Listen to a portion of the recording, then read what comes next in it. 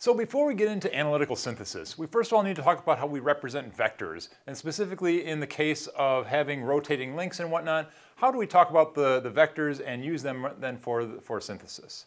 So first, there are multiple ways to represent a vector. The two most common are to use either an x and y component, which we call the rectangular form, and here I call the vector w, and I have an x component multiplied by I hat being a unit vector in the x direction, plus y, or w of y times the j hat vector, and j hat unit vector in the y direction.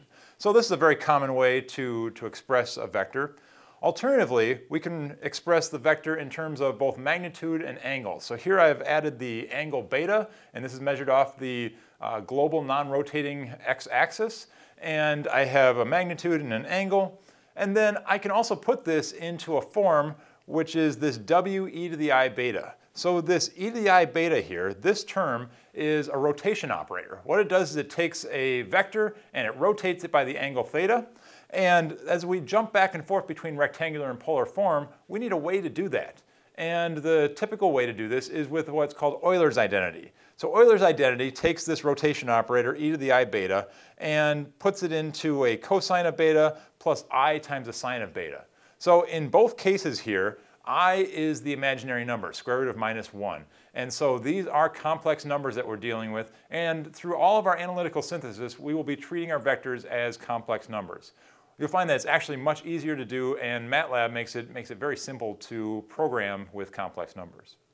All right, so we've got these two different ways of representing a vector. Let me take a little step back and talk about Euler's identity, because this is actually a mathematical kind of beautiful formulation that I just want to kind of highlight what we're looking at here.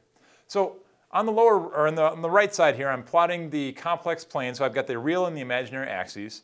And as I have some angle, whether or not it's theta or phi as it's represented here, I can then use this rotation operator to basically move me around a unit circle.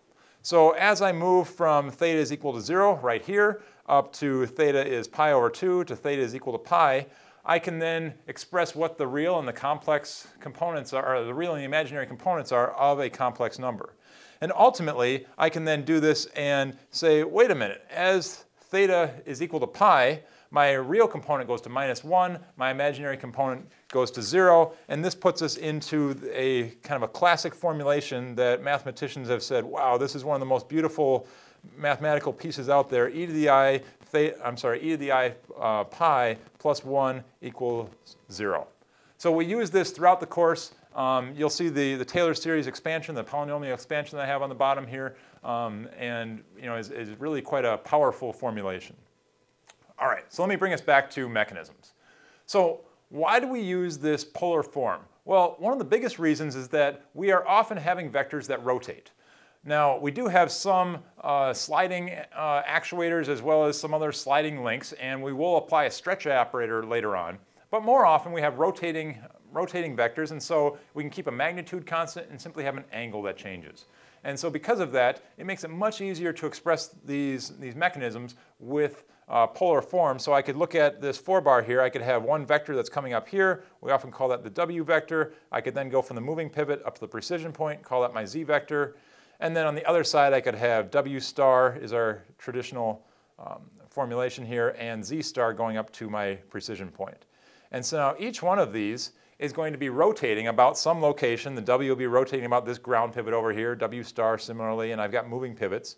And now it's very easy for me to represent these in a polar form with simply the angle that's changing, the magnitude staying constant.